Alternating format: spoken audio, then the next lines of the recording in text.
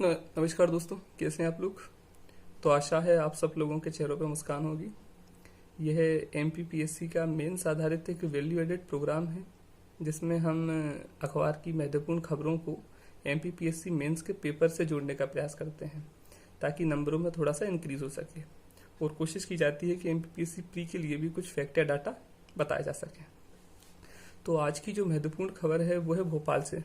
भोपाल में जो बड़ा तालाब है उसमें शहर के गंदे नालों का जल इस कदर मात्रा में मिल रहा है जिसकी वजह से न सिर्फ आसपास के रहवासी परेशान हैं बल्कि पर्यावरणविदों ने भी इसकी शिकायत की और स्वयं एनजीटी ने भी इसको अपने संज्ञान में लिया और सरकार को इस संबंध में दिशा निर्देश जारी किए। तो हम आशा है आप मुद्दा समझ चुके हैं कि भोपाल के बड़ा तालाब में गंदे नल का आकर मिलना। तो हम इसको एमपीपीएससी मेंस के अगर पेपर से जोड़ें तो आपका पेपर जो फर्स्ट का पार्ट बी भूगोल और पार्ट बी भूगोल की यूनिट 4 जो है वो पूरा जल प्रबंधन समझाती है। इसमें जल की गुणवत्ता, जल की उपयोगिता, जल स्रोतों से संबंधित समस्या एवं किस प्रकार से हम इसका बेहतर उपयोग कर सकते हैं, ये पूरा इस यूनिट में दिया गया है। दूसरी काम की बात यह है कि ये हर बार पेपर में आने वाला एक कॉन्सेप्ट है। 2014 से लेके और 2019 तक के पेपरों में अगर बात करें तो 18 में आया था मध्य प्रदेश के जल संसाधनों की समस्याओं का वर्णन करें। 14 में नदी जोड़ो परियोजना आया, नर्मदा घाटी आई हुई है, चंबल, सोन, बाढ़ सब आया हुआ है। तो आप ये देखें कि जल या वाटर वाला जो कॉन्सेप्ट है ये किसी न किसी प्रकार से जो है वो पेपर में लगेगा। अब हम देख लेते हैं इसको किस किस प्रकार से हम जो है इस एग्जाम्पल के साथ सेट कर सकते हैं। तो सबसे पहले इस यूनिट की जो हेडिंग है पेयजल आपूर्ति। तो पेयजल आपूर्ति का अगर हम याद रखें कॉन्सेप्ट कि अनुच्छेद 21 आर्टिकल 21 के अंतर्गत मनुष्य को शुद्ध जल एवं वायु का एक अधिकार प्राप्त है, नागरिक अधिकार प्राप्त है, जिसकी जिम्मेदारी है, जिसका कर्तव्य सरकार का है। ऐसे में ये सामने आता है कि मध्य प्रदेश के भोपाल में स्थित बड़ा तालाब जो संपूर्ण भोपाल की जल की आपूर्ति सुनिश्चित करने का एक साधन है, उसमें लगातार शहरी नालों के जल का प्रवेश करना और जल का दूषित होना। इस पर स्वयं एनजीटी ने संज्ञान लेते हुए सरकार को चेताया या दिशा निर्देशित किया कि वह शीघ्र से शीघ्र इसका निराकरण करे एवं इसको शुद्धि का प्रयास करे। तो आप इसको जल आपूर्ति में हम बता सकते हैं कि ये निगम की या फिर पंचायतों की या फिर ये सरकार की जिम्मेदारी है। और इसके अंतर्गत आर्टिकल 21 भी कहता है, इसके अंतर्गत आपका जो जल अधिनियम है 74 वाला वो भी कहता है, और इनको दूषित होने से बचाना भी सरकार की जिम्मेदारी है। अब अगर दूसरा हम देखें कि जल की अशुद्धि के कारण, तो यही क्वेश्चन आया था 2018 में कि मध्य प्रदेश के जल संसाधनों में अशुद्धि के कारण बताइए। तो जल की अशुद्धि के अगर हम कारणों की बात करें तो सबसे पहले हम एग्जाम्पल सेट करेंगे। हाल ही में एनजीटी द्वारा सरकार को दिशा निर्देश दिया गया कि वे मध्य प्रदेश के भोपाल स्थित बड़ा तालाब में शहरों से आने वाले सीवेज या नालों के पानी को यथाशीघ्र संभव हो सके रोके या उनका सीवेज ट्रीटमेंट करे या उस दूषित जल को किसी भी प्रकार से समाप्त करे या उसको फिल्टरेशन करे जिससे उस तालाब को नुकसान कम से कम हो। इस मूल कारण के अलावा भी अन्य ऐसे कारण हैं जो मध्य प्रदेश में जल संसाधनों को दूषित करते हैं या भारत में जल संसाधनों को दूषित करते हैं। तो इसमें अगर हम सामाजिक कारणों की अगर बात करें तो नदियों के किनारे नगर बसे हुए हैं जिनसे निकलने वाला वायुस्राव। औद्योगिक कारण की अगर हम बात करें तो उद्योगों से निकलने वाला वायुस्राव जिसमें चीनी मिल, शुगर मिल, आपकी गन्ना वाला कागज उद्योग, कोयले से संबंधित चीजें। तीसरा अगर धार्मिक कारणों की बात करें तो धार्मिक अनुष्ठानों के अंतर्गत नदियों में स्नान करना एवं पूजा पाठ की सामग्रियों को विसर्जित किया जाना।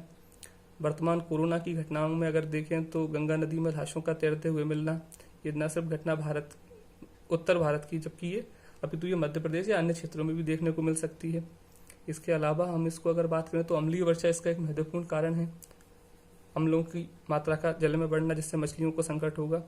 तीसरी बात अगर हम करें इसमें तो कृषि में रासायनिक अपशिष्टों का प्रयोग जिसकी वजह से जल वाहित होकर पुनः उन स्रोतों में मिलता है और जो है उन्हें दूषित करता है। तीसरा हम इसको अगर बात करें तो क्या आता है जल प्रबंधन। तो जल प्रबंधन का ये उसी वाली यूनिट का कॉन्सेप्ट है, सब कॉन्सेप्ट है सब उसके। तो जल प्रबंधन में हम इसको कैसे लगा सकते हैं कि हाल ही में एनजीटी द्वारा सरकार को दिशा निर्देशित किया गया कि वे भोपाल के बड़ा तालाब को किसी भी प्रकार से शुद्ध रखने का प्रयास करे और शहरी जल या शहरी नालों से निकलने वाले गंदे जल को उसमें रोकने का प्रयास करे। प्रबंधन की इस पहल को हम इस प्रकार समझ सकते हैं, इसमें न सिर्फ सरकार की बल्कि समाज की और साथ ही साथ तकनीक की भी भागीदारी सुनिश्चित की जा सकती है।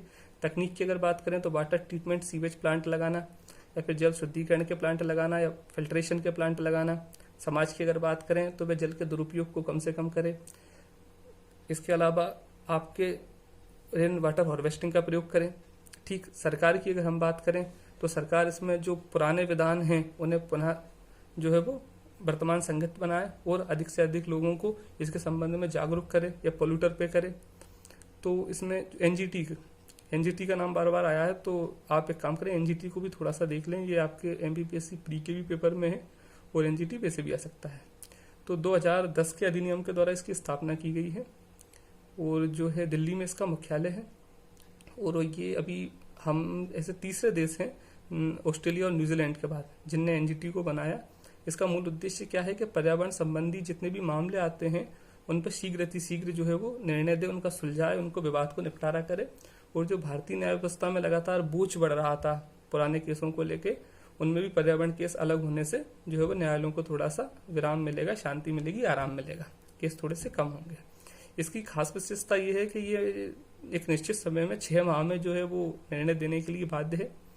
दूसरी बात, इसके लिए कुछ विशेष अधिनियम भी हैं, जैसे जैव विविधता वाला है, जल प्रदूषण, वायु प्रदूषण वाला है, वन संरक्षण अधिनियम। तो ऐसे कुछ महत्वपूर्ण 6 से 7 अधिनियम हैं जिन पे ये फैसले देती है।